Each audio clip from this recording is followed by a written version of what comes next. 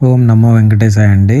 Vaikuntha Ekadashi update అనేది వాళ్ళ TTD వాళ్ళు రిలీజ్ చేశారు. సో, మీరు గనక చూసుకుంటే ఇక్కడ డిసెంబర్ 30 నుంచి డిసెంబర్ 30 తారీఖు నుంచి జనవరి 8వ తేదీ వరకు మొత్తం టికెట్లనేది రిలీజ్ చేశారు. దానికి సంబంధించిన స్లాట్లు ఏ డే ఎవరెవరికి పెట్టారు అనేది కూడా వాళ్ళు మెన్షన్ చేస్తూ క్లియర్‌గా ఈరోజు 4 అవర్స్ ముందు టీటీడీ వాళ్ళు నోటిఫికేషన్ రిలీజ్ చేశారు. ఇందులో మీరు ఇక్కడ గనుక చూస్తే డిసెంబర్ 30 నుంచి జనవరి 1వ తేదీ వరకు ఓన్లీ ఈ డిప్ దర్శనము మనకి ఆల్రెడీ ఈరోజు ఓపెన్ అయింది కదా, ఫిబ్రవరి కోటాకు. అలాగే 30 నుంచి జనవరి 1 వరకు వైకుంఠ ద్వారం నుంచి ఈ డిప్ ద్వారా సెలెక్ట్ అయిన వాళ్ళని పంపిస్తారనమాట. ఎక్కడ 30 నుంచి జనవరి 1వ తేదీ వరకు. సో, ఇక్కడ మీరు గమనించుకుంటే ఆఫ్లైన్ టికెట్ ఎక్కడ ఉండదు. కంప్లీట్గా మొత్తము ఆన్లైన్ సిస్టమే ఉంటుంది అనమాట. సో, ఆఫ్లైన్ టికెట్ ఎక్కడా లేదు.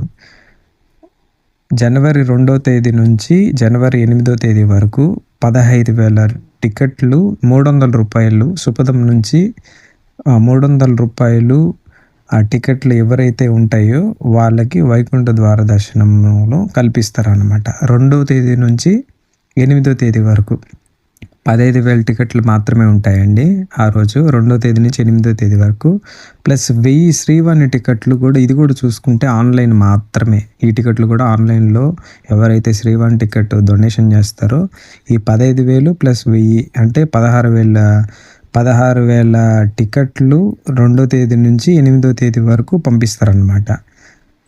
అదే మీరు నెక్స్ట్ 6వ తేదీ నుంచి 8వ తేదీకి తిరుపతి లోకల్స్ ఉంటారు కదా, వాళ్ళకి 5,000 టికెట్లు అనేది అది కూడా ఆన్లైన్లోనే వాళ్ళ ఆధార్ లొకాలిటీ బట్టి వాళ్ళకి టికెట్లు అనేది ఇస్తారనమాట.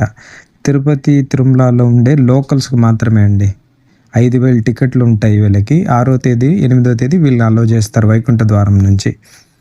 తర్వాత ఇక్కడ చూసుకుంటే 182 గంటలు అంటే అక్షరాల 7.5 రోజులు ఏదైతే ఉందో దీంట్లో కామన్ పీపుల్కి 164 గంటలు ఇచ్చారండి. కామన్ పీపుల్కి, కామన్ డివోటీసీకి. సో, వీళ్ళు టికెట్ లేని వాళ్ళు ఉంటారు కదా, వాళ్ళకి 164 గంటలు వీళ్ళకి ఇంచుమించు 6 రోజుల పైనే వీళ్ళకి కామన్ డివోటీస్కి ఇచ్చారు. ఇది నిజంగానే హ్యాపీ న్యూస్ అండి చెప్పాలంటే. కామన్ వాళ్ళకు కూడా ఈసారి దర్శనం అనేది కల్పించారనమాట.